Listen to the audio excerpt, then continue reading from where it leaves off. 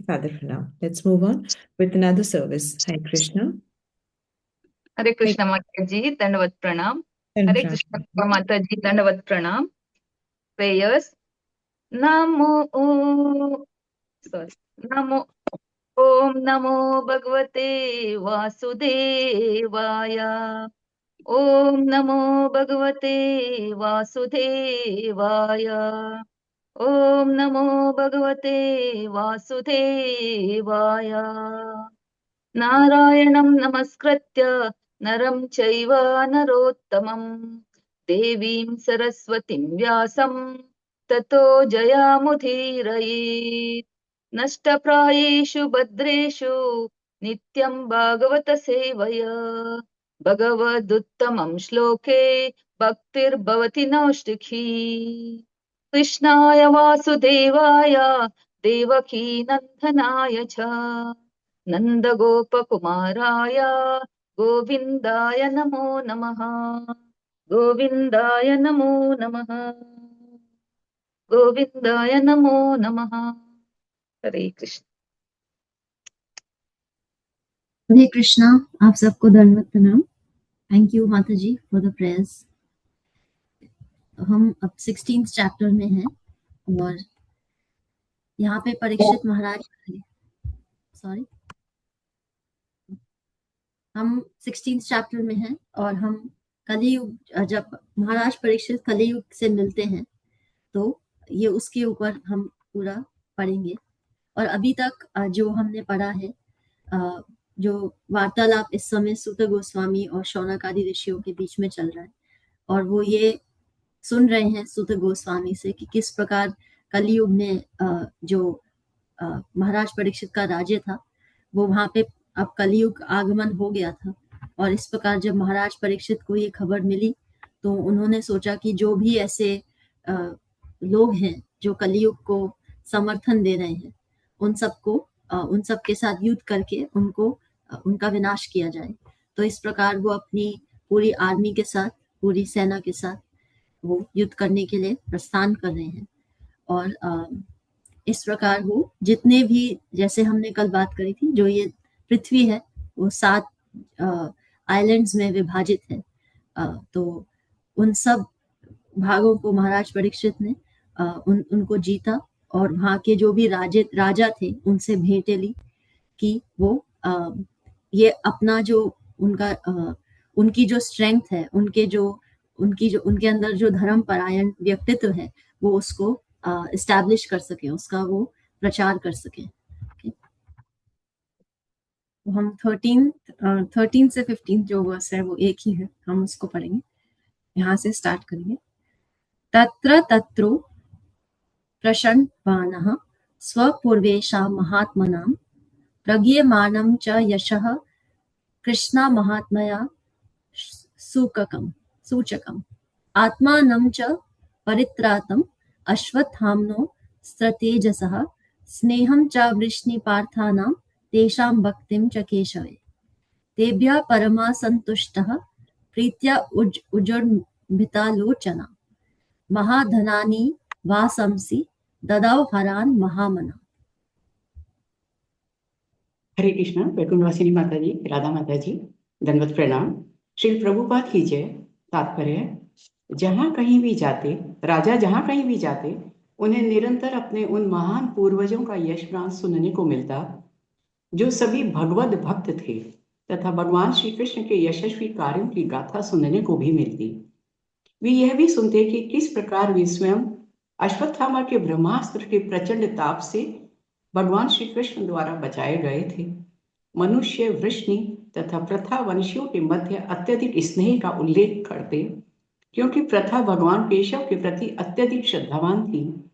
राजा ने ऐसे यशगान करने वालों से अत्यधिक प्रसन्न होकर परम संतोष के साथ अपनी आंखें खोली। उदारतावश उन्होंने प्रसन्न होकर उन्हें मूल्यवान मालाएं तथा वस्त्र भेंट किए। हरे कृष्ण। थैंक यू माता जी। तो यहाँ पे कहा जा रहा है कि तत्र तत्र, जहां जहां भी महाराज परीक्षित गए, उन्होंने अपने जो पूर्वज थे, पांडव थे, उनके बारे में बहुत प्रशंसा सुनी और ये भी सुना कि वो कैसे भगवान श्री कृष्ण के भक्त थे और कैसे श्री कृष्ण ने उनकी रक्षा करी, और किस प्रकार जब अश्वत्थामा ने ब्रह्मास्त्र चलाया था उत्तरा के गर्भ में जहां महाराज परीक्षित थे, कैसे महाराज परीक्षित की उन्होंने रक्षा करी थी।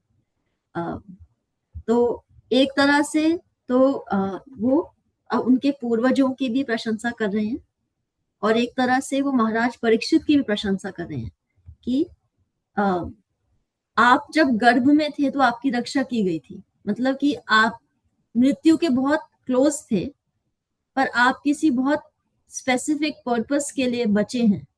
वो उनको एक तरह से वो अलर्ट भी कर रहे हैं, अवेयर भी कर रहे हैं कि आपका कोई बहुत स्पेसिफिक, बहुत क्लियर एक वजह है जिस वजह से आपको भगवान ने बचाया है। तो आपको भी बचाया, आपके पूर्वजों की भी रक्षा करी, और किस प्रकार जो वृष्णि और प्रथा जो परिवार थे वो किस प्रकार एक भगवान कृष्ण से बहुत ज्यादा भक्तिमय भाव से जुड़े हुए थे।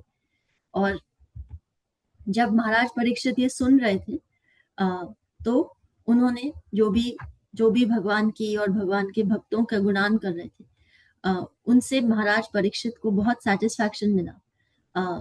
और इस प्रकार उन्होंने, जैसे यहाँ कहा जा रहा है, तेभ्या परमा संतुष्ट, वो उनको परम संतुष्टि हुई। संतुष्टि, परम संतुष्टि क्यों हुई? क्योंकि भगवान केशव की बात करी जा रही है और भगवान के भक्तों की बात करी जा रही है। जैसे जब हम राजा, किसी राजे के राजा की बात करते हैं तो राजा के कुछ 3-4 क्लोज एडवाइजर होते हैं जो उनको हमेशा उनके साथ रहते हैं, उनसे उनकी बहुत निकटता होती है और उनको किसी भी परिस्थिति में, किसी भी जगह कोई भी बहुत इंपॉर्टेंट डिसीजन लेना हो या एडवाइस लेना हो तो वो उन 3-4 व्यक्तियों से ही लेते हैं। तो उसी प्रकार जब भगवान कृष्ण का यहाँ पे मेंशन हो रहा है तो भगवान का भी मेंशन हो रहा है और भगवान के जो भक्त हैं, जो हमेशा से उनके भक्त रहे हैं, उन सब के बारे में भी बताया जा रहा है। तो इस प्रकार वो ये कह रहे हैं कि जब भगवान कृष्ण जो है वो आपके परिवार में और आपके पूर्वजों से बहुत उनकी निकटता और प्रेम थी, और इस प्रकार उन्होंने आपकी भी रक्षा करी, और इस प्रकार आपका राज्य में जो समृद्धि है, जिस प्रकार से सब कुछ है आपके पास, वो भगवान कृष्ण की वजह से ही है। तो अब महाराज परीक्षित जब ये सब सुन रहे हैं तो ये एक तरह से वेलकम एड्रेस है। जैसे कोई बहुत बड़ा व्यक्ति या पर्सनालिटी कहीं से आते हैं तो उनको इंट्रोड्यूस किया जाता है, उनके लिए कुछ अच्छे शब्द बोले जाते हैं, वैसे ही महाराज परीक्षित को बोले जा रहे हैं।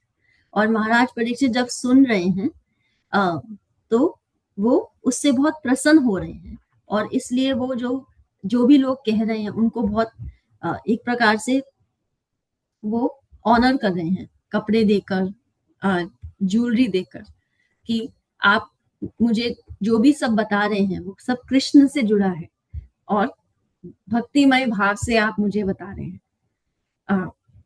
डिफरेंस आज में और उस समय में क्या है कि पहले के समय में महाराज परीक्षित, जो कि एक्चुअली में एक क्वालिफाइड पर्सन है, जो जिसमें वास्तविकता में कोई कैरेक्टर है, चरित्र है, और वो भक्त है, राज ऋषि हैं, ऐसे लोगों को ऐसी प्रशंसा मिलती है और मिलनी चाहिए।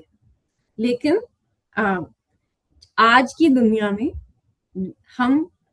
अगर हम दुनिया को ऑब्जर्व करते हैं तो हमें दिख जाता है कि बहुत सारे, ज्यादातर लोगों को जिनको हम प्रशंसा करते हैं वो प्रशंसा के लायक नहीं होते। उनकी प्रशंसा इसलिए की जाती है कि उनसे हमारा कोई मतलब निकल रहा होता है, या वो किसी प्रकार से जैसे कई ऐसे व्यक्तित्व होते हैं, कई ऐसे लोग होते हैं जिनके पास अथाह धन है और वो किसी चैरिटी को सपोर्ट कर रहे हैं, तो उनसे धन लेने के लिए उनको बड़ा दिखाने की कोशिश करी जाती है। तो सिर्फ चाहे उस व्यक्ति के पास जो स्वयं बहुत धनवान है, उसके पास कोई चरित्र नहीं हो, उसकी हर प्रकार से कुछ ऐसी चरित्र में ऐसी कोई गड़बड़ी हो जिससे सब परिचित हो, लेकिन उसके बावजूद भी ऐसे लोगों को प्रशंसा दी जाती है आज की दुनिया में। और कलयुग का जो एक सिम्टम है वो यही है। कलयुग में जैसे हमने कल बात करी थी कि 4 जगहों पे होता है कलयुग। आप में से कोई बताएंगे क्या 4 जगह पे होता है? अर्थ, काम, मोक्ष। नहीं माता जी, कलयुग कहाँ कहाँ प्रेजेंट होता है? जहाँ पे यहाँ पे मीट ईटिंग हो मांसाहारी रही लोग है, होते हैं। एक तो नॉनवेज फूड से, सेकंड है जी मांस भक्षण की लत। जहाँ पे इलिसिट रिलेशनशिप्स है, जहाँ पे नॉन वेज ईटिंग हो रही होती है, मतलब जो 4 रेगुलेटरी प्रिंसिपल्स हमें फॉलो करने बोला है वो चारों जगह पर। हम्म। और एक और जगह कहाँ होता है? खुद जहाँ की गैम्बलिंग। और सोने में। गैमलिंग में, सोने में। हाँ जो अन्य अधर्म से gambling। कमाया हुआ धन है हाँ माता जी, जो अधर्म से कमाया हुआ धन है उसमें। जी जी आप सब मुझे बहुत इंस्पायर कर रहे हैं। एक्चुअली आप सब बहुत ध्यान से सुनते हैं। मेरी रिस्पॉन्सिबिलिटी अब थोड़ी बढ़ जाएगी कि मैं थोड़ा सा आपको, आपकी सबके समय को बहुत रिस्पेक्ट कर सकूं। तो थैंक यू सो मच। माता जी एक्चुअली क्वेश्चन है, जैसे अभी सोने में बोलते हैं कि कली का वास होता है, पर सोना तो हम सबके पास ही होता है। मतलब इसमें स्पेसिफिकली मतलब गलत तरीके से कमाए हुए धन से जो हम खरीदते हैं उसमें कली होती है, कि कोई भी सोने अगर अपने पास है तो उसमें कली का वास होता है? वो कंफ्यूजन है मुझे। जी थैंक यू। तो इसको हम 2 तरीके से समझेंगे। कुछ जो एग्जाम्पल, पहला जो एग्जाम्पल है वो भागवतम में ही आता है कि जब महाराज परीक्षित उनके सर में उन्होंने एक सोने का क्राउन पहना होता है जब वो जंगल की तरफ जा रहे होते हैं। जब जब उनसे वो गलती होती है, वो सांप डाल देते हैं एक ऋषि के गर्दन पे। तो ऐसा कहा जाता है कि वो जो क्राउन था वो उन्होंने, महाभारत का जो युद्ध हुआ था उसमें वो कौरवों का था, और वो जब कौरव हार गए थे तो वो क्राउन उनको मिला था, पांडवों को। तो ये किसी और का सोना था, तो उन्होंने सोना धारण किया तो वो किसी और का था। और ये पहला लक्षण होता है कि आप ये अनीति से कमाया हुआ धन। और दूसरा, अगर हम रियल लाइफ में आज की डे टू डे में देखें तो जैसे आजकल एक बहुत कॉम, एंड प्लीज मैं कोई यहाँ पे एडवर्टाइजमेंट नहीं दे रही और ना मैं किसी के अगेंस्ट कुछ कह रही हूँ, आपकी अपनी बिलीव्स है, तो मैं उसको मद्देनजर रखते हुए प्लीज इसको सुनिएगा। जैसे आजकल लोग, आपने सबने सुना होगा एयरबीएनबीज के बारे में। एक एग्जाम्पल है ये कि लोग अब प्रॉपर्टीज बनाते हैं और उनको रेंट पे दे के धन एकत्रित करते हैं। तो ये कोई मेहनत से कमाया हुआ धन नहीं है, ये उनके पास अथाह धन है और वो उस अथाह धन को और अथाह कर रहे हैं, राइट? उस अथाह धन को हम किसी और यूज में भी लगा सकते हैं। पर जब हम अपने ही, जैसे हमने कल बात करी थी कि एक है उपस्थित सुख और एक व्यवस्थित सुख। हमारे पास कुछ सुख हमें मिलता है व्यवस्था से, या हम हमारे पास उपस्थित है जीवन में। अगर उसके ऊपर बढ़ बढ़ के हम अपनी भोग बनाने की हमारे अंदर टेंडेंसी है और हम उसको बढ़ाए जा रहे हैं कि नहीं नहीं नहीं, हमें तो और हमारे बैंक बैलेंस को बढ़ाना है, हमें तो और प्रसिद्धि चाहिए, तो ये मेहनत नहीं करी आपने इसको धन को लाने में, और आप धन ला रहे हैं और आप मन में ये मानसिकता हो रही है कि मैं धनवान बन रहा हूं, अब मैं और अपनी बड़ी गाड़ी ले सकता हूँ और बड़ा घर ले सकता हूँ। और ये बात सत्य है कि जब ऐसा धन घर में आता है तो वो प्रॉब्लम क्रिएट करता है। और भगवान कृष्ण आगे जब उद्धव गीता बोलते हैं तो वो यही बताते हैं कि जब अनीति से कमाया हुआ धन घर में आता है तो बहुत कलेश आता है घर में। इसीलिए आपने सुना होगा कि जब ऐसा कोई बहुत बुरा समय आता है तो संत जन कहते हैं कि आप चैरिटी करिए, क्योंकि वो धन आपको बाहर निकालने के लिए कहते हैं, क्योंकि वो कंटेमिनेटेड मनी है, वो रियल अच्छी लक्ष्मी नहीं है आपके घर में। इसीलिए वो अनीति से कमाए हुए धन का ये एक एग्जाम्पल है। और जब महाराज परीक्षित वो सोने का क्राउन धारण कर लेते हैं तो पहली बात तो किसी और का था, तो ये उन्होंने धारण किया तो कलयुग का प्रभाव उन पे पड़ना शुरू होता है। फिर वो जब जंगल में जाते हैं अभी तक जो हम महाराज परीक्षित का चरित्र पढ़ रहे हैं उससे हमें समझ में आ रहा है कि वो बहुत चरित्रवान है, इतना कि जब वो 7 द्वीपों पे जा रहे हैं पूरी पृथ्वी पे, तो उनको वेलकम मिल रहा है, उनके लोग आके सिर झुका रहे हैं, वो हर दिशा को जीत पा रहे हैं और सब उनको और उनके पूर्वजों को और उनके जो भगवान कृष्ण से रिलेशनशिप है उसके बारे में उनको सब बहुत उनकी प्रशंसा कर रहे हैं। लेकिन यही परीक्षित महाराज जब कलयुग का प्रभाव होता है तो अनीति से कमाया हुआ जब धन आया उनके सर में, तो पहला उसका रीजन हम पहले कैसे उसका सिम्टम कैसे आता है बीमारी का, हम सबसे पहले जो संत गण होते हैं, वैष्णव होते हैं, उनके प्रति हमारी अपराध बुद्धि हो जाती है। इतनी जल्दी हो जाती है कि जैसे आपने किसी को देखा, आपने देखा कि कोई बहुत अच्छे से माला कर रहा है तो आप उससे मनी मन आप उससे ईर्ष्या रखते हैं, मनी मन आप उससे कंपटीशन रखते हैं कि ये मेरे से आगे कैसे है, मैं इस तक कैसे पहुंचूं। या अगर आपने किसी ने किसी संतगण की प्रशंसा करी जिनको आप जानते भी नहीं है, तो और आप मनी मन सोचने लग जाएंगे आजकल तो जी ऐसा ही चला पड़ा है, जिसको देखो संत बना हुआ है, ना जान ना पहचान, फिर भी आप टिप्पणी कर रहे हैं कि वो कौन है, हमें क्या पता वो वास्तविक में संत हो, बनावटी संत नहीं हो, पाखंडी नहीं हो। तो ये पहली चीज। तो फिर महाराज परीक्षित ने जब वो सोना धारण किया तो वो गए और उन्होंने सबसे पहले जाके क्या किया, एक ऋषि का ही अपमान किया। जैसे कलियुग धारण हुआ, ऋषि का अपमान हुआ। और दूसरा लक्षण क्या होता है कलियुग का, क्लेश बुद्धि अर्जित हो जाती है। तो उन्होंने उस समय उनको प्यास लगी थी, भूख लगी थी, तो उन्होंने सांप उठा के उनके गले में डाल दिया।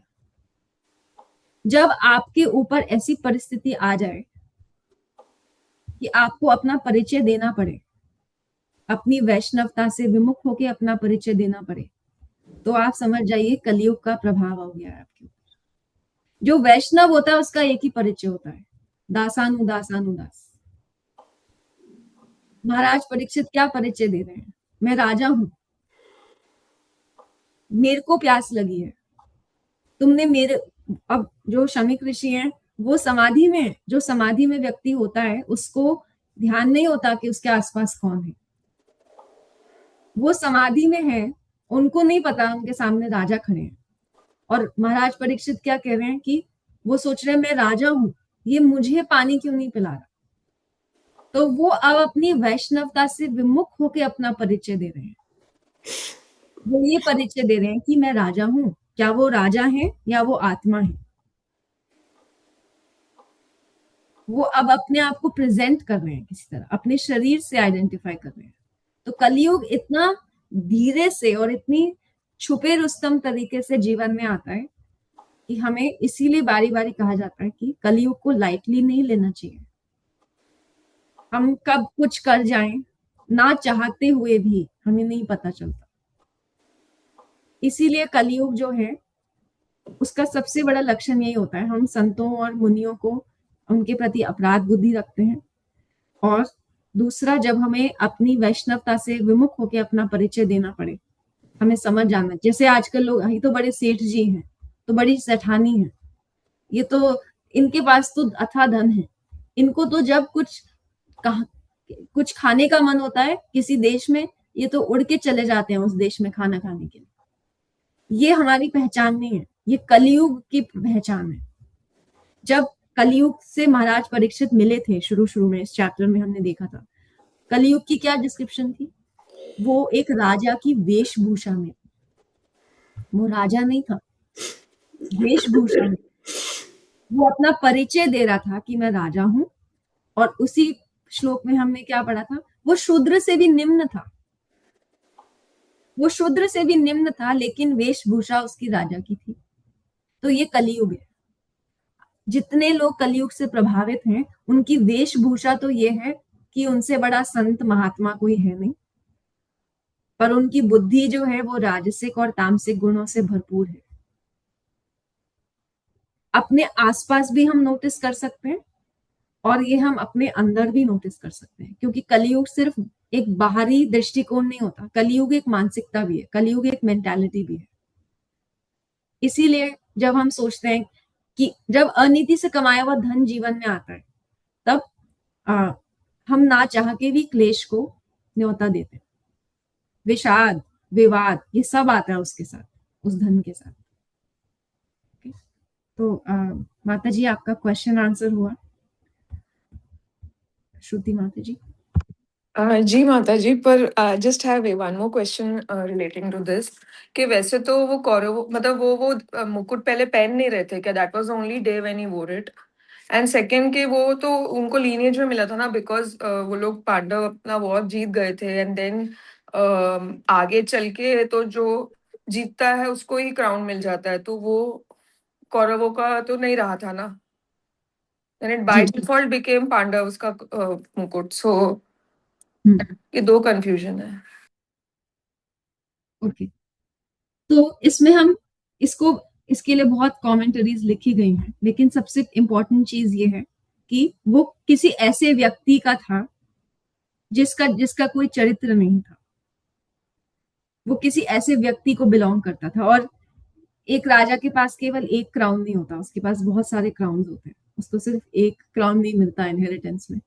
तो अब जो स्टोरी है उसके अकॉर्डिंग उन्होंने वो क्राउन चूज किया उस दिन, जो एक्चुअली में जयद्रथ जो थे महारथी, जिन्होंने अभिमन्यु का वध किया था, अनीति से उन्होंने अभिमन्यु को मारा था, उनका जो क्राउन था वो उनको मिला था। एंड हाँ, उनकी राइटफुल इनहेरिटेंस थी, पर अब जब महाराज परीक्षित से कलियुग ने पूछा था कि मैं कहाँ कहाँ पे निवास कर सकता हूँ, तो उन्होंने खुद ही तो उनको कहा था कि सोने में आप निवास कर सकते हो। और ये अनीति का सोना था, किसी ऐसे व्यक्ति का सोना था जिसके पास कोई चरित्र नहीं था शुरू से। जब हम अनीति का धन लेके आते हैं तो हम भी तो अपने चरित्र पे डिस्काउंट करके आते हैं ना। हम कुछ गलत लेके आते हैं जीवन में, तो पहले हम अपने सबसे पहले किस चीज का बलिदान करते हैं? चरित्र का। हम सोचते हैं हमने मेहनत से कमाया है, मेहनत से पहले आपने अपने चरित्र को दांव पे लगाया है, उसको लाने के लिए, उसको कमाने के लिए। जहां आपको चरित्र को सैक्रिफाइस करके कुछ जीवन में लाना पड़े, वो लाने योग्य नहीं होता। और चरित्र को सैक्रिफाइस करने के लिए ना हम बहुत ऐसे वो कर देते हैं, इतना सही तो किया है, ये तो सब करते हैं, ये थोड़ा सही तो है यार, इतना सीरियसली मत लो इसको। नहीं, चरित्र 1% भी नीचे जाता है ना, तो उसका हम रिस्पॉन्स दिखता है हमें लाइफ में। और कई बार वो ऐसा हो जाता है कि हमें लाइफ लॉन्ग उसका प्राइस पर, उसका जो दाम होता है वो भरते रहना पड़ता है, क्योंकि हमें नहीं पता कलयुग कैसे हमारे जीवन में आ गया, उसका प्रवेश कैसे हुआ और वो कैसे हमारे जीवन में रहेगा, हमें नहीं मालूम। इसीलिए हमें कहा जाता है कि जब बारिश हो रही हो तो ज्यादा एडवेंचरस होकर भीगने का प्रयास नहीं करना चाहिए कि हमारी इंस्टाग्राम पे हम अच्छी फोटो डाल देंगे, रील बना के डाल देंगे कि आज क्या सावन आया और हम क्या भीगे, और क्या फिर समोसे खाए और कचौड़ी खाई और चाय पी, और हमारा तो बहुत, हमने सावन को बड़ा अच्छा वेलकम दे दिया। जब कलयुग और क्लेश और विवाद और विषाद आसपास घंघोर तरीके से फैल रहा हो और दिख रहा हो, तो समझ जाना चाहिए कि जिस चीज से कोई नहीं बच रहा उससे मैं भी नहीं बच पाऊंगी अगर मेरे में नाम निष्ठा नहीं होगी। जब भी कोई महामारी फैलती है, बीमारी फैलती है, तो हम सब प्रिकॉशन लेते हैं। कलयुग से बड़ी कोई महामारी नहीं है, कलयुग से बड़ा कोई बीमारी नहीं है। हमें दिखाई नहीं देती, क्योंकि बीच बीच में हमें ऐसे अवसर प्राप्त हो जाते हैं जब हमें हमारी इंद्रियां बड़ी तुष्ट हो जाती हैं, तो हमें लगता है कि अब तो सब ठीक है, अब ठीक ही रहेगा। नहीं, समय का जो चक्र है ये तो हम सब इससे परिचित हैं, वो ऊपर नीचे होता है। और जब नीचे होता है ना, तब हमें लगता है कि कलयुग अब आ गया। जब ऊपर होता है तब भी कलयुग ही आया होता है, बस वो दृष्टि नहीं होती हमारे पास। इसीलिए नाम निष्ठा के लिए इतना जोर दिया जाता है, क्योंकि नाम ही है केवल जिसमें ये बल है कि कलयुग के प्रभाव को वो नष्ट कर सके। ऐसी कोई दवाई नहीं है, सबसे बड़ी औषधि नाम है। कब क्वेश्चन आंसर हुआ? जी माता ji, thank you so much. हरे कृष्ण।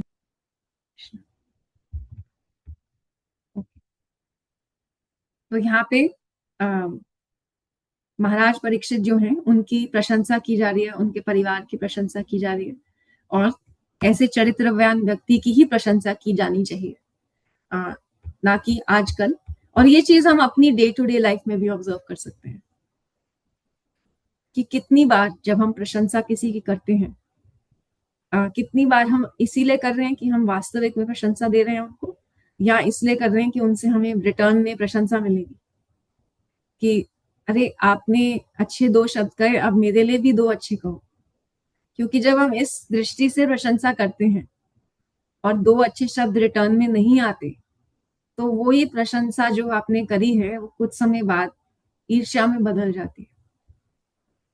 और ईर्ष्या जब आ जाती है तो व्यक्ति में सबसे पहला लक्षण क्या होता है? जब ईर्ष्या आ जाती है तो भक्ति कम हो जाती है, अपने आप सीधी सीधी कम होती है। आप अपने आप ऑब्जर्व करके देख सकते हैं जीवन में।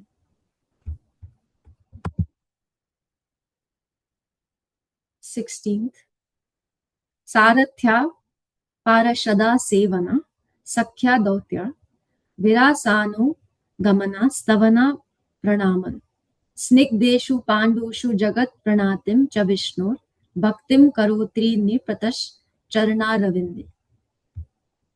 श्रील प्रभुपाद की जय।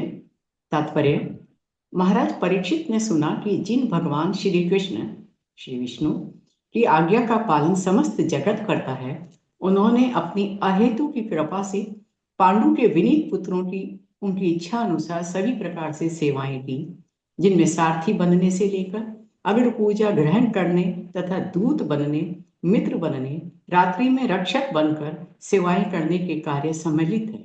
उन्होंने सेवक की तरह पांडवों की आज्ञा का पालन किया तथा आयु में छोटे की तरह उन्हें प्रणाम किया। जब महाराज परीक्षित ने यह सब सुना तो वे श्री भगवान के चरण कमलों की भक्ति से अभिभूत हो उठे। हरे कृष्ण। थैंक यू माता जी। तो यहाँ पे जब उन्होंने सुना कि कैसे भगवान कृष्ण जो परमात्मा है, जो सर्वव्यापी हैं, सर्वेश्वर हैं, जगन्नाथ है, वो सांस लेते हैं तो एक ब्रह्मांड क्रिएट हो जाता है, और सांस अंदर खींचते हैं तो वो ब्रह्मांड खत्म हो जाता है। इतने पावरफुल हैं भगवान। उन्होंने अपनी अहेतु की कृपा से पांडवों की हर प्रकार से रक्षा करी और ऐसी तरीके से उनको हेल्प किया, कभी उनके सारथी बनके, कभी उनके फ्रेंड बनके। उनकी जब वो रात को सोते थे युद्ध के बाद, तो उनकी रक्षा करते थे भगवान, एक वॉचमैन की तरह। जिस प्रकार पांडव चाहते थे कि हमारे को भगवान गाइडेंस दें, उस प्रकार भगवान उनको गाइडेंस देते थे। भगवान उनकी एक छाया बन के रहते थे उनके साथ। जैसी उनकी परिस्थिति थी, भगवान वैसे ही उनके साथ ढल जाते थे। तो जब महाराज परीक्षित ये सुन रहे थे तो उनको ऐसे लगा कि भक्तिम करोति नृपतिश चरणारविंदे, वो भगवान के चरणों का स्मरण करने लगे और ये सोचने लगे कि ये भगवान कैसे हैं कि उन्होंने अपनी सारी भगवत्ता हटा दी केवल मेरे पूर्वजों की रक्षा करने के लिए, मेरे पूर्वजों की प्रसन्नता के लिए। और उसी प्रकार पांडवों ने, कोई भी परिस्थिति ऐसी नहीं थी जहां पांडवों ने, भगवान कृष्ण ने जैसी भी परिस्थिति उनके जीवन में क्रिएट हुई, पांडवों ने उनको अच्छी तरह से, पूरी तरह से उनको एक्सेप्ट किया, और जो भी वो किसी प्रकार का सैक्रिफाइस कर सकते थे भगवान की प्रसन्नता के लिए, वो उन्होंने किया। तो भगवान भक्तों को बड़ा दिखाने के लिए भक्तों के जीवन में ऐसी परिस्थितियां लेके आते हैं। कुछ समय ऐसे लग सकता है कि भगवान हमारे साथ क्या हो रहा है जीवन में, हमें समझ नहीं आ रहा होता, पर जब वो समय निकल जाता है तो उसके बाद आपको ही निखार के भगवान जीवन दुनिया को प्रस्तुत करते हैं। और तब आप सोच रहे होते हैं कि मैंने तो कुछ किया नहीं, सब भगवान ने किया है। और भगवान आपका प्रस्तुतिकरण इस प्रकार कर रहे होते हैं कि जैसे सब कुछ ही आपने किया, उन्होंने तो कुछ किया ही नहीं। जब कुंभन दास जी एक पद गाते हैं, कुंभन दास जी भगवान कृष्ण के बहुत बड़े भक्त हैं, और वो एक पद गाते हैं भगवान के लिए। वो कहते हैं कि सब कोई इनके गुणत बखानत, सब जो भक्त हैं भगवान के गुणों का बखान कर रहे हैं, पर भगवान क्या कर रहे हैं? ये तेरो गुण गावत है, वो भक्त के गुण का गान कर रहे हैं, भक्त उनके गुण का गान कर रहे हैं, कृष्ण उनके गुणों का गान कर रहे हैं। तो जब भगवान के लिए हम कोई सैक्रिफाइस करते हैं तो पहली बात तो हम सैक्रिफाइस नहीं कर रहे, वो हमें निमित्त बना रहे हैं। अगर आपको भगवान निमित्त बनाएंगे तो वो एक्चुअली में आपसे सबसे बड़ा सैक्रिफाइस जो वो आपसे ले रहे हैं, वो क्या ले रहे हैं? आपके अहंकार। और दुनिया में ऐसी कोई दवाई नहीं है जो आपके, या कोई ऐसा व्यक्ति नहीं है, या आपका कोई शुभचिंतक भी नहीं है ऐसा जो आपको आके कहेगा कि आपका अहंकार दे दो मुझे। नहीं, कोई भी ऐसा नहीं है कि आप तो मुझे बड़े प्रिय हो, आप मुझे अहंकार दे दो। केवल कृष्ण है जो आपकी सुंदरता को बढ़ाने के लिए, आपकी जीवन की वैल्यू को बढ़ाने के लिए आपके अहंकार को लेने आएंगे। और आपको वो इसलिए लेने आएंगे क्योंकि वो आपका जो प्रस्तुतिकरण करने वाले हैं आगे, वो बहुत ही प्रशंसाजनक, बहुत ही सुंदर होने वाला है। उस समय ऐसे लग सकता है जब हम निमित्त बनते हैं, जैसे अर्जुन से कहा गया कि आप युद्ध लड़िए, अपने सगे संबंधियों से युद्ध करिए। हमें अगर कोई कह दे कि हमें अपने कल सगे संबंधियों के ऊपर तीर चलाने हैं, तो हम बोलेंगे जी जय श्री कृष्ण, आप अपनी तरफ, मैं अपनी तरफ, बाय। हमारा ये हो जाएगा भगवान के साथ कि नहीं, मैं नहीं कर सकती। पर उन्होंने जब अर्जुन को भगवान ने ये समझा दिया कि सब मैं करता हूं, तुम केवल निमित्त हो, निमित्त मात्रम भव सव्यसाचिन, तुम सव्यसाची, उनको अर्जुन से कह रहे हैं। सव्यसाची कौन होते हैं? जो दोनों भुजाओं से धनुष चला सकते हैं, केवल एक भुजा से नहीं, कि दोनों भुजाओं से कैसे भी धनुष चला सकते हो। तो सव्यसाची तो एक डिस्क्रिप्शन है। हम सव्यसाची कैसे बनेंगे? हम अपने दोनों भुजाओं से अपने जीवन के किस क्षेत्र में धनुष चलाएं इस प्रकार कि भगवान कृष्ण की कृपा हो। कुछ समय के लिए ऐसी परिस्थिति आएगी कि हमें ऐसा लगेगा कि हम क्यों कर रहे हैं ये, हम भक्ति में क्यों आए थे, हमारा गोल है जो उससे भूल जाएंगे। क्योंकि जब दुख आता है तो सबसे पहले हमारी भक्ति पे अटैक होता है। तो ऐसी परिस्थितियों में जब दुख आए तो समझ लीजिए कि भगवान आपको किसी चीज का निमित्त बना रहे हैं, और सबसे पहले वो आपके अहंकार को कम करेंगे। जो जीवन में आपका अहंकार कम करे, वास्तविकता से कम करे, वो आपका सबसे परम मित्र ही हो सकता है। ऐसा कोई दुनिया में आपका शुभचिंतक नहीं है जो आपका अहंकार आके कम करेगा, बल्कि ना चाहते हुए भी वो अहंकार आपका बढ़ाएगा। और जो अहंकार तोड़ता है वो उसको हम दुश्मन की कैटेगरी में डाल देते हैं। भगवान का निमित्त बनने के लिए अहंकार को दांव पे लगाना पड़ता है। पर वो ऐसी चीज है, अगर दांव पे लगा दी जाए तो जो हमारा शुद्धिकरण होता है उसका कोई मोल नहीं होता। जिस प्रकार से हम जीवन में सव्यसाची बनते हैं उसका कोई मोल नहीं होता। कोई आपको आके आपको ये बता सके कि आप जिस लायक अपने आप को समझते हो, आप उससे अनेकों गुने लायक हो। आप अपने आप को कम आंक रहे हो। मैंने आपको बनाया है, मैं जानता हूं आप किस लायक हो। तो हम अपने बाधा खुद ही बन जाते हैं। नहीं, मुझे जानना ही नहीं है मैं किस लायक हूं, मैं तो जिस जगह हूं मैं उसमें ही खुश हूं। क्योंकि हम इसे आजकल जैसे कंफर्ट जोन कहा जाता है, हम अपनी कंफर्ट में रहना चाहते हैं। पर भगवान आपको कंफर्ट से निकालने आते हैं, क्योंकि कृष्ण आपको बिल्कुल बहुत प्यार करते हैं जैसे आप हैं। ठीक है, ये बात तो हम सब ये सब बात हम सबको जान लेनी चाहिए। पर वो आपको आपके बेटर, जो आपका एक बेटर रूप है, वो भी जानते हैं। तो आप जिस रूप में आपको प्रेम करते हैं, लेकिन आपको उस रूप से बेटर रूप में ले जाना उनका काम है, क्योंकि आप उनके भक्त हैं, वो आपके मित्र हैं। तो इसलिए यहाँ पे जब महाराज परीक्षित सुन रहे हैं कि पांडवों ने ऐसा किया, कृष्ण ने ऐसा किया, और आज तक 5000 वर्ष बाद भी हम पांडवों के गुण गा रहे हैं, महाभारत तो हम कब से जानते हैं, बचपन से हम सब सुनते आए हैं महाभारत रामायण।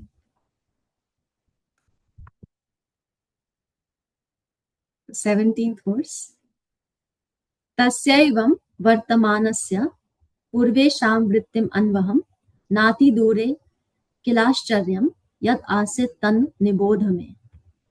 श्रील प्रभुपाद की जय। तात्पर्य, अब तुम लोग मुझसे वह घटना सुन सकते हो जो तब घटी जब महाराज परीक्षित अपने पूर्वजों की उत्तम वृत्तियों के विषय में सुनते हुए तथा उन विचारों में डूबे हुए अपने दिन बिता रहे थे। हरे कृष्ण। थैंक यू माता जी। तो यहाँ पे सूत गोस्वामी कह रहे हैं शौनक आदि ऋषियों से कि अब मैं तुम्हें वो कहानी बताऊंगा जो तब घटी, जो कि हम नेक्स्ट क्लास में पढ़ेंगे, जब जो सांड और गाय जो हैं उनके बीच का वार्तालाप क्या है वो हम कल से पढ़ेंगे, जिन पे कलियुग प्रहार कर रहा है। यहाँ पे स्टॉप करेंगे हम। थैंक यू तारा माता जी, थैंक यू आप सबको। हरे कृष्णा, दंडवत प्रणाम। आपके कोई प्रश्न है?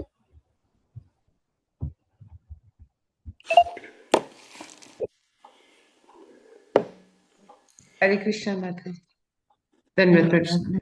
माता जी ये प्रश्न थोड़ा सा मतलब रिलेटेड भी नहीं है, और मैं बस ये क्वेरी है कि जैसे पहले इतने सारे भक्त होते थे, शुद्ध भक्त होते थे, और मतलब अनगिनत है, जितना हम लोग पढ़ रहे हैं उसमें हर दिन ही नया नाम सुनने को मिलता है। आज भी आपने एक नाम बताया जो बहुत बड़े भक्त थे। तो माता जी ये आजकल के कलयुग में नहीं होता, ऐसा क्यों? आप ही तो, हमें किसी का भी ऐसा कोई नाम सुनने को नहीं मिलता जो बहुत शुद्ध भक्त है,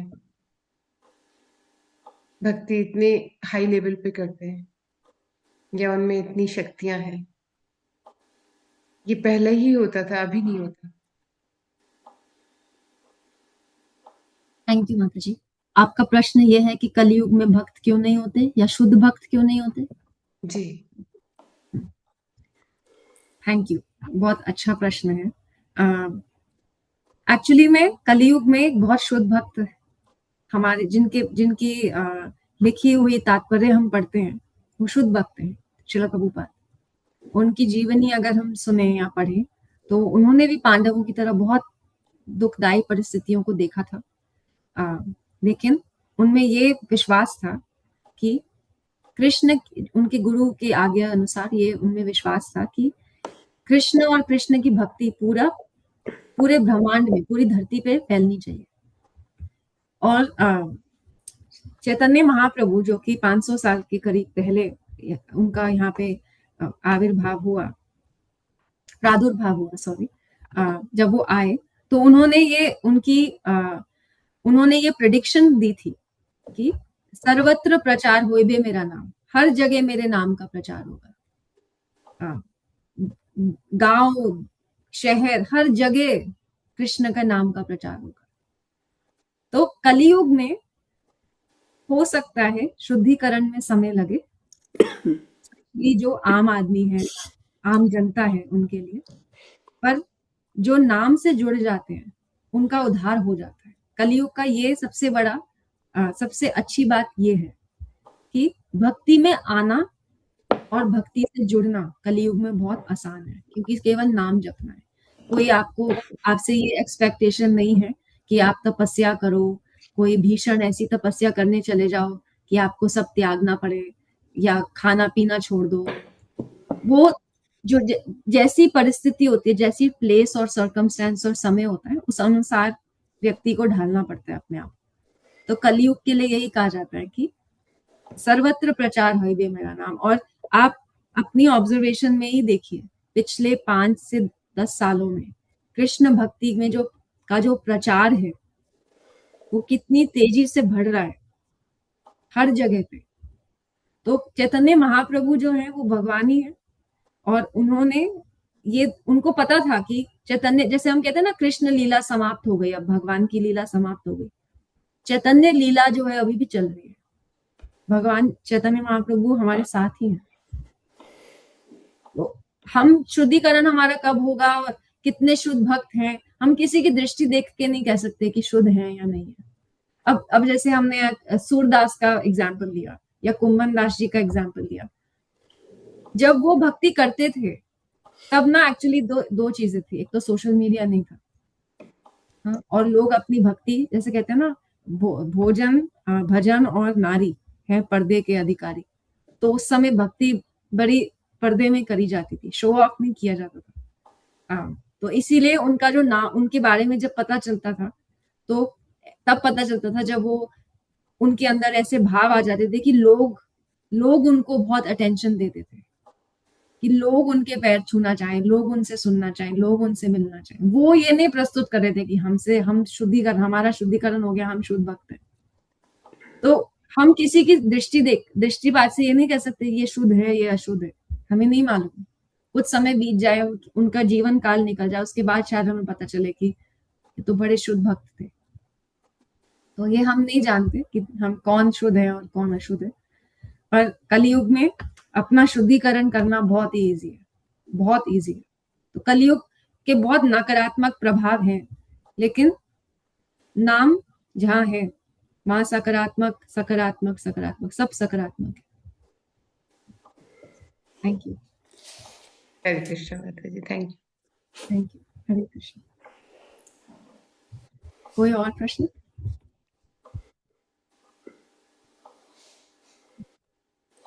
मंगल ध्वनि। हरे कृष्णा। दंड प्रणाम सभी को। दंड प्रणाम राधा माता जी, दंड प्रणाम वैकुंठ वासिनी माता जी। हरे कृष्णा। मंगल ध्वनि। जय ओम विष्णु पदाय डिवाइन ग्रेस एसी भक्ति वेदांत स्वामी श्री प्रभुपाद जी की जय। श्री भक्ति सिद्धांत सरस्वती ठाकुर गोस्वामी महाराज जी की जय। अनंत कोटि वैष्णव वृंदा की जय। नामाचार्य श्री हरदास ठाकुर की जय। श्री श्री राधा माधव की जय। श्री पंच तत्व की जय। श्री जगन्नाथ बलदेव सुभद्रा की जय। श्री प्रहलाद नरसिंह भगवान की जय। श्री तुलसी महारानी की जय। श्री पतित पावन गौर निताई की जय। श्री गौर निताई प्रेमानंदे हरि हरि बोल। All glories to assembled devotees Hari Hari बोल। एकत्रित भक्तों की जय हरि हरि बोल। श्री गुरु और गौरंग की जय हरि हरि बोल। श्री प्रभुपाद की जय हरि हरि बोल। प्रेम से कहो श्री कृष्ण चैतन्य प्रभु नित्यानंदा श्री अद्वैत गदाधर श्रीवासादि गौर भक्त वृंदा की जय। राधा कृष्ण गोप गोपीनाथ राधा कुंड श्याम कुंड गिरी गोवर्धन ब्रज भूमि वृंदावन धाम की जय। चंद्रोदय मायापुर नवदीप धाम की जय। गंगा मई यमुना मई की जय। राम सीता लक्ष्मण हनुमान की जय। ट्रांसेंडल बुक्स डिस्ट्रीब्यूशन की जय। महाप्रसादम की जय। हरिनाम संकीर्तन की जय। वांछा कल्पतरुभ्यश्च कृपा सिंधुभ्यश्च पतितानां पावनेभ्यो वैष्णवेभ्यो नमो नमः। हरे कृष्णा। दंड प्रणाम सभी को। थैंक यू फॉर द सेवा। Hare Krishna. Danu Pranam, thank you so much for all the beautiful services. Let's all join our hands and pray to Krishna and seek his blessings so that we can all become sincere devotees and do our chanting offenselessly. Hare Krishna. Let's all join our hands and pray to Krishna and seek his blessings to bless all those who are suffering from any kind of ailments, any kind of stress, any kind of anxiety, tragedies, challenges, to recover faster so that we can all serve the lotus feet of Krishna with our true hearts, complete surrender and sincerity. Hare Krishna. Let's all join our hands and pray to Krishna and seek his blessings for the strength that we need for our spiritual growth. Hare Krishna, Krishna Krishna, Hare Hare, Hare Rama, Rama Rama, Hare Hare. Let's all join our hands and pray for Sandhya Mataji's father, who is still recovering from his illness. Let's all pray that he can recover faster and perfect. Hare Krishna, Krishna Krishna, Hare Hare, Hare Rama, Rama Rama, Hare Hare. Let's all join our hands and pray for Yogita Mataji. She has been unwell and she's been in the hospital since yesterday. Her son called up to inform that she had high blood pressure and he could see certain kind of indication. So he took her to the hospital and she's stable, she's recovering, but she's still in the hospital. So let's all pray for her sincerely so that she can recover faster and resume her services once again with Krishna and serve Krishna's lotus feet eternally. May Krishna be merciful. May Lord Narasimha protect her. Hare Krishna, Krishna Krishna, Hare Hare, Hare Rama, Rama Rama, Hare Hare. Also, there's one very unfortunate news last night Chandra Mataji's daughter-in-law, Barkha, her real brother had a heart attack and he passed away there and then. It was really shocking because he was fit as a fiddle and just अभी उन्होंने दिसंबर month में ही उन्होंने अभी 25th anniversary बनाई और उनको sudden cardiac arrest हुआ और वो अब नहीं रहे. So it was very, very unfortunate. So sudden deaths leave a lot of questions unanswered. And there's a lot of anxiety, there's a lot of trauma. So let's all join our hands and pray so that the family can actually accept the fact and may the soul rest in peace and serve the lotus feet of Krishna eternally. May the soul never take birth again. Hare Krishna, Krishna Krishna, Hare Hare, Hare Rama, Rama Rama, Hare Hare. Hare Krishna. So actually में किसी भी हमारे किसी भी moment हमसे ये जो opportunity हमें मिली हुई है इस मानव जीवन में रहने की वो हमसे वापस ली जा सकती है. इसका कोई रूल नहीं है, कोई गारंटी नहीं कि हमारे को कब तक ये अपॉर्चुनिटी मिलेगी. इसलिए हर पल हर क्षण बिना टाइम वेस्ट किए अपनी साधना को स्ट्रॉन्ग करते चले और जो भी हमारे पास रिसोर्सेज हैं उसको कृष्ण के लिए ऑफर करें. जो भी रिसोर्सेज है in the forms of talent, in the form of anything, जो भी रिसोर्सेज है उसको ऑफर करके कृष्ण को प्रसाद के रूप में लें. ठीक है. एंड नाम जप से ही तर जाएंगे, पर नाम जप हम बिना अपराध के करें तब. ऐसा नहीं कि हम नाम जप करते रहें और वैष्णव अपराध या जो हमारे 10 अपराध हम सुबह सुबह रोज पढ़ते हैं वो करते रहें तब. वैष्णव अपराध करे बिना जब हम जप करते हैं तो यस ऑफ कोर्स एब्सोल्युटली हम तर जाएंगे. So let's be very very conscious. हमको बहुत सतर्क रहना है और सतर्क रहते हुए हमें आगे बढ़ना है जीवन में. Hare Krishna. So have a very beautiful Krishna conscious day, fearless Krishna conscious day. हम बहुत फॉर्चुनेट हैं कि हम टुगेदर हैं और हम राइट पाथ पे चल रहे हैं. बस इसी पे ही चलते रहना है. Thank you so much. Hare Krishna. धन्यवाद. Thank you so much for your presence and your participation. Thank you Radha माता ji. Thank you each one of you. Hare Krishna. No service is little. Thank you each one of you. Hare Krishna. Hare Krishna माता जी, धन्यवाद प्रणाम. हरे कृष्ण. धन्य प्रणाम माता जी. धन्य प्रणाम सभी को. हरे कृष्ण माता जी, दंडवत प्रणाम. हरे कृष्ण. हरे कृष्णा माता जी. दंडवत प्रणाम. माता जी, धन्यवाद प्रणाम. हरे कृष्ण हरे माता जी, कृष्णा, दंडवत दंडवत प्रणाम. सबको दंडवत प्रणाम. And also please keep in your prayers son of Mata ji. हरे कृष्ण माता जी, मधु माता जी के लिए भी प्रे करेंगे. उसका भी कुछ बैक पेन है. Acha Mata ji, sure. Let's all join our hands and pray for Madhu Mata ji to recover from all the pains, physical pain that she has, so that she can willingly and with happiness serve the lotus feet of Krishna. Hare Krishna, Krishna Krishna, Hare Hare, Hare Rama, Rama Rama. Also, for Gita Mata ji's son, even he is not too well. Hare Krishna, Krishna Krishna Krishna, Krishna Hare Hare Hare Hare Rama, Rama. Hare Krishna. Take very good care of yourself, Hare Krishna, and be in Krishna consciousness. Hare Krishna.